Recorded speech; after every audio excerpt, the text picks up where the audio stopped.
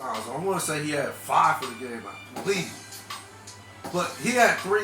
Let's just say I think he had. I want to say he had 3 offensive rebounds in game 1. I could be wrong, but I just know he got out rebounded by Josh Hart. If that tells you anything.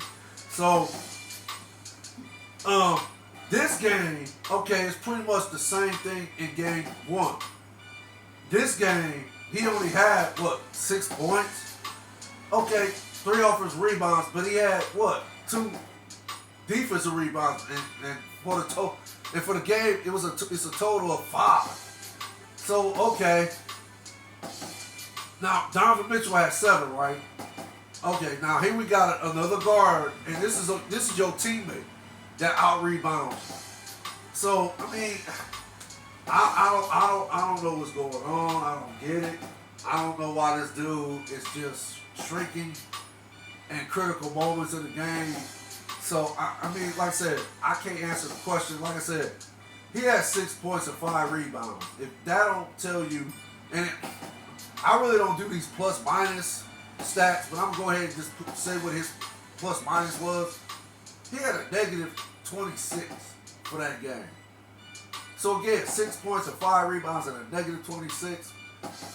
That pretty much tells me, again, and I'm not saying this is who Jared Allen is as a player, because I don't think he is, but so far he's telling me that maybe the physical contact is getting to him a little bit. Maybe he's not accustomed to it, or maybe he's just a finesse type center.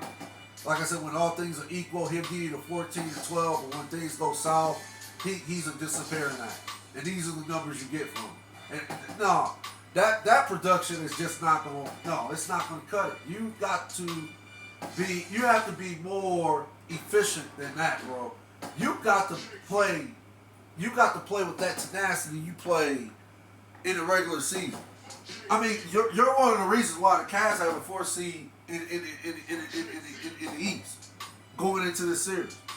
You're one of the reasons why the Cavs had home court for the first time in what, 2018? 2018, what? That's the last time they was in the playoffs when LeBron was still on the team, but he later left that summer. Okay. So it's 2023 and the Cavs is in the playoffs. But Jared Allen, you're one of those reasons why the Cavs have been in the playoffs for the first time since 2018. And it's because of your play on the court. So, like I said, he just got to pick his game up. He's got to be more, he has to be more, he has to show more, he has to be more productive. He has to be consistent like he was in the regular season. You can't have one game where you're scoring, for example, you can't have one game where you're giving me,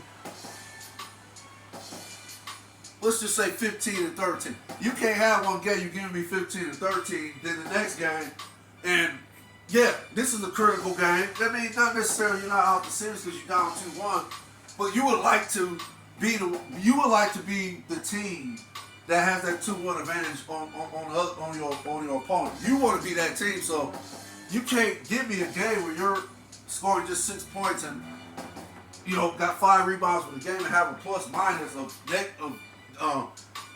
negative 26, if that makes sense, or minus 26. You can't give me a game like that. So Jared Allen just got to be more consistent. He just got to be more consistent. He got to be the Jared Allen that we are accustomed to seeing in the regular season. He got to bring that Jared Allen into this series in the playoffs. Now, Darius Garland, and for me, Darius Garland is the main reason why they lost that game. Again, he's another enigma. I don't know what's going on with him either. I don't understand. Darius Garland is a much, much better player than what he's been showing.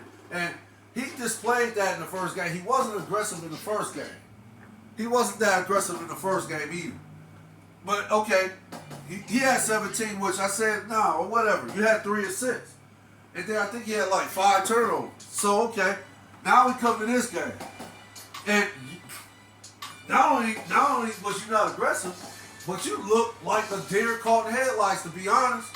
You look like you just was not ready for that spotlight to play in the Garden, Madison Square Garden.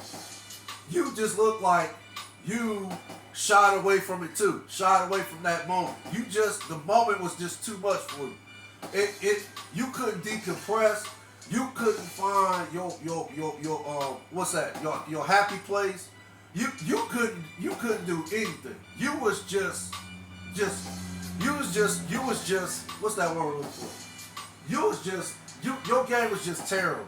It was just terrible in game 3. It was terrible last night. Terrible. Just terrible on all levels. And again, okay, the stats speak for himself. He shot 421, 1 of 7 from the 3-point line, and 1 or 2 from the free throw line. Ponder that for a minute. 1 or 2 from the free throw line. What does that tell you? The type of player Darius Garland is, he's an all-star, right? And he's a proven scorer. Darius Garland can put the ball in the basket too. So, I mean, Darius Garland is a good player. He's a very good player. He's capable of putting that ball in the basket at at a high volume. Sometimes the highest level. But, I mean, if that don't tell you him, that's why I said ponder that for a minute. Because if that doesn't tell you, him not being aggressive is the reason why they lost that game. 1 or 2 from the free throw line. Are you serious? That's telling me you was either fearful of going in the paint. You just wasn't aggressive like you was in game 2. You just didn't bring your game for some odd reason. And he had 10 points for the game, and he had a minus 21. So I mean, Darius Garland is the main reason why they lost last night's game, in my opinion. He just didn't bring his game at all. Like I said, it was like he was caught deer in headlights, or he just, didn't understand the magnitude of game 3. It was like he just couldn't comprehend it or something. So, his play on the court was just terrible. It was terrible. So, that's my take on Darius Garland and why I feel he's the reason why they lost game 3. Now, if you want to include other players, I guess you could say, Donovan Mitchell? He had, 22? He shot 9 of 19, 2 of 8 from the 3-point line. He had 7 rebounds. Okay, and 5 assists and 2 steals. But he had 6 turnovers. And from what I was seeing on the court, most of those turnovers he had was just careless. It was like he was, I don't know, just not a care in the world when he would pass the ball on most of those turnovers. He was just, like he could, see over a tree or something. I don't know what was he thinking on the court, why he thought he could make the passes he made, and that's why those passes resulted in turnovers. Now, I mean, because of the turnovers, and I think the Cavs had how many did they have for the game? Oh my goodness, turnovers. Okay, the Cavs had 20, right? And because they had those 20 turnovers, the Knicks had 28 points off those turnovers. So again, that's another reason why the Cavs lost. You turn the ball over 20 times, and the Knicks get 28 points off those turnovers. Well, it's pretty much, again, like Isaac Core in the first game, it's pretty much like y'all playing defense for the Knicks. It's like they're not spending no type of energy on the defense side of the ball because you keep constantly turning the ball over. And this is igniting the fast break, giving them easy points to score. So, J.D. Bickerstaff substitution, I'm not going to get on J.B. about it too much. I mean, yeah, that was a factor. I like to think it was a small factor because, again, I get the idea of what he was trying to do by starting Caris LeVert.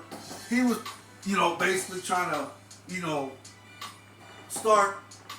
I mean, in my opinion, I think he started LeVert with the hope of LeVert sparking the offense. Maybe he was hoping Levert would come out, hit a couple shots, hit a three or something like that, just to get the Cavs offense, ignite the Cavs offense, get it flowing. I think that's what he was hoping for. But again, I would have started Isaac Okoro. Like I said, Isaac Okoro, no, he's not a scorer. No, he's not consistent at all, putting the ball in the basket. He's one of them guys that it's like playing 4 or 5. I said this in my podcast my segment I did on Game 1. It's like playing 4 or 5 when you have Isaac Okoro in the game. But it depends on if, he's making his shots, if that makes sense. But for the most part, it's 4 or 5 if you got Isaac Okoro in the game. But one thing about Isaac Okoro is he can play defense. And I like to think he's a very good defensive ball player. I don't know if he's great. I don't know what, his rank is as far as, his defensive ratio or his defense, his defensive efficiency or whatever you want to call it. I don't know what that is, his ranking, but I just know he's a very good defensive ball player. So I would have just started Isaac Okoro just to, get the team, basically show Jalen Brunson that, hey, look, dude, you're going to get this every night in this series. So one of us win. But one thing for sure, you're going to get this every night. We're going to keep throwing these double teams at you, and in some cases, Isaac Okoro is going to guard you one-on-one. And we know Isaac Okoro, for the most part, can at least contain you. We ain't saying he can stop you, but he can contain you. So, because of that reason, that's why I would have, kept Isaac Okoro in the starting lineup. But again, what I would have done is I'll just let the game play out. Like, if Isaac is out there struggling like he did in game 2, yeah, bench him. Perhaps for the majority of the game or, rest of the game. Bench him. And go with Jetty and Caris LeVert the rest of the way. I mean, it worked in game 2. So, I think by starting Caris LeVert, and again, I get the idea of it. I get where J.B. Bickerstaff was trying to go with this. But, again, I think it threw Caris LeVert off, and I think it somewhat threw the team off. Maybe, they didn't expect Caris LeVert to start. I don't know if J.B. told him before the game or practice or whatever. But as you watch the game, and what my eyes tell me is they just got caught off guard a little bit by that. So, was JB's substitution game a little off in this game too? Not too, it wasn't glaring as much as it was in game 1, if that makes sense. So, I mean, like I said, you can find other little variables with offensive rebound. Yeah, they let Mitchell Robinson get some offensive rebounds that kind of hurt them in that first half. So, again, you can say offensive rebounds hurt,